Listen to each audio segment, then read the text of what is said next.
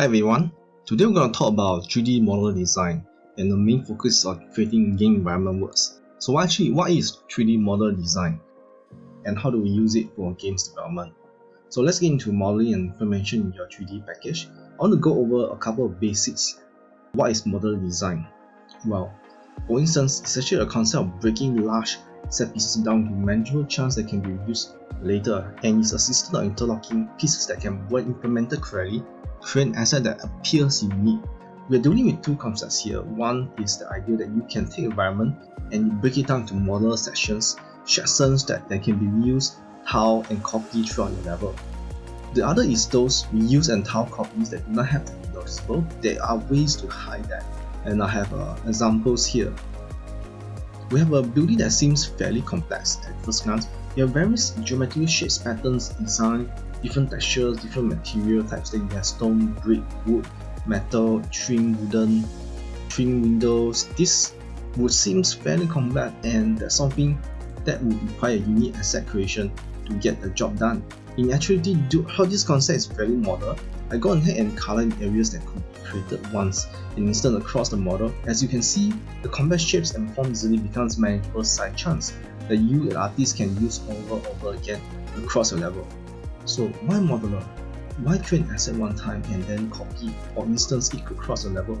Or you can get increased performances through instancing, and that's the idea. And this is the idea that your game engine in general will load the object into memory one time, and then subsequently copies of that object will not have to be reloaded into memory again. So it also allows for faster development and rapid prototyping.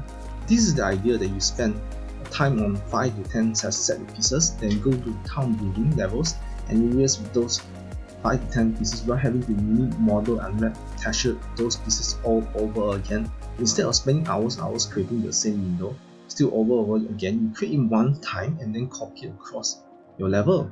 Now, it also allows for high resolution texture.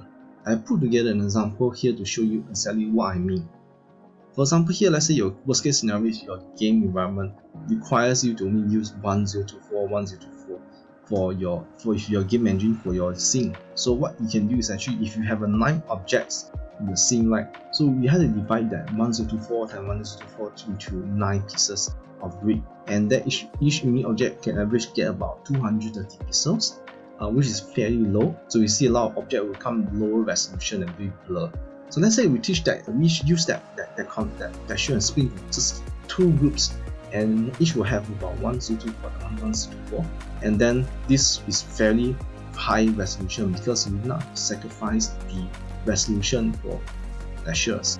So the increase of this idea, right, Modular Nature can be fairly good for architectural work, but what about organic work or terrain work? Well, it works for everything. You'll be surprised at what you can do with modularity. So what sort of objects can you model? Well, you have wall, rocks, stone, brick, pattern walls, roads, terrain, dirt, sand, mud, rocks, grass, swamps. These things can be created once and copied over and over again. How about tree, foliage, small plants? Of course. How about building? Definitely wood plants, tiles, doors, and windows are those things that we can use modular. So this then thing for you to think about your levels before you even start building the entire environment. So these are what the concept of game development for environment. So example here is a level from Portal 2. So this is a fairly obvious example and shows tiling texture across the wall decals to hide those texture instances. Geometry in the form of tiles here, you can actually notice it's just repeatable all across the entire scene. But at the same time, it creates a unique geometry appearance, and the quality of the same texture is loaded multiple times here, so it's actually very high resolution. So you know that you are seeing the tiling, and it's actually that works well for the entire game. So this is actually a more complex work that can be taken. Some more complex is actually the script from Gears of War 2. At first glance, you don't see a unique object, and a lot of texture looks like it's very clustered here. But you look carefully, you notice actually some of the object actually is modular. It means being copied and reused throughout the side here. So example here also the columns, you created once and you actually duplicate use it many times.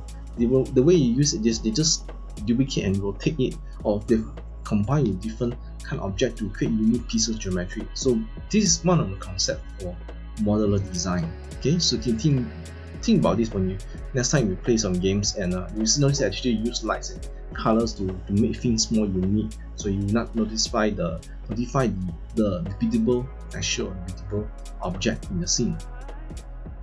So that's about the theory of the model design. We're gonna see a breakdown of the very fast time-lapse of a breakdown of the entire environment built with modularity. So here's an example. You actually started from a very small pieces of floor that became many times. Even the floor itself, the staircase, and all are modular methods. See, the wall itself is separate by itself. So everything here is modularity. The concept is actually, if the floor is actually going to be reused, right? So why not? We create one time and we continue use that. So notice that a lot of things, even the column, the pillars are all the same pieces, even the floors are same pieces. Well, there are many ways to even make this be more modularity, but this is actually the breakdown of the most easiest way when you think about all the things that the real created in a certain size. So this actually, the size actually is quite similar. Yeah, actually notice the wall of the windows. That is a very fine piece of modularity. Even for the wooden wall, there's a lot of very detail to it instead of just a flat surface. So there are many ways. Even the frame, the panels can be done with high details, with high resolution. So all this, right, also can be done with another modularity in the texture itself, which I will touch in the next few videos on how to use this method called texture atlas, where we actually just need to create one texture for the entire environment. So when you have one texture in the entire environment sharing thing across the environment, right? So everything you see here, the column, the pieces, the windows, right, all can be shared into one texture. That will create a lot of very good memory enhancing. You save a lot of memories, and you can begin run faster by just having less resources to load every time when you create a scene. So do think about this when you want to construct an environment. Think about environments, your game levels. With this kind of simple small sample size of it, you actually can expand it and make it into a larger environment. Just think about it, the possibility of modularity. And that is the main concept that we want to achieve with modular design for games environment. So when you think about that, everything, you start to pre-plan the asset and also the texture even before you start making anything. Right? So let's finish with this since it looks very nice. So in the next video, we're gonna talk about more texture atlas. See you then.